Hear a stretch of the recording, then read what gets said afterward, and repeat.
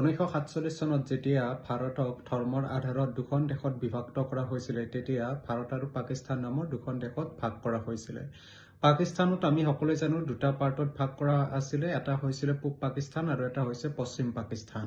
কিন্তু পূব পাকিস্তানত পশ্চিম পাকিস্তানৰ সৈনিকৰ পৰা আৰম্ভ কৰি চৰকাৰৰ পৰা বহুখিনি তাত ডিছক্ৰিমিনেশ্যন কৰা আৰম্ভ কৰা হৈছিলে, বহুখিনি অনামী কৰা হৈছিলে আৰু তাৰ কাৰণে পূব পাকিস্তানত পশ্চিম পাকিস্তানৰ এগেইনষ্টত বহুতো প্ৰতিবাদ আৰম্ভ হৈছিলে।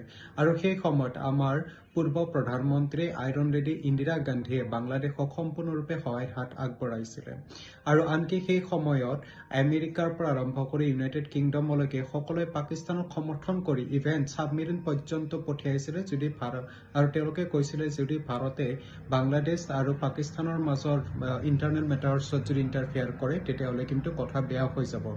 আৰু সেই সময়ত USSR ভাৰতৰ হৈ মাত দিছিলে যে যদি USA যদি ভাৰতৰ এগেইনষ্টত কিবা একশ্যন লয় তেতিয়াহ'লে কিন্তু থাৰ্ড ৱৰ্ল্ড ৱাৰ আৰম্ভ হোৱাটো নিশ্চিত।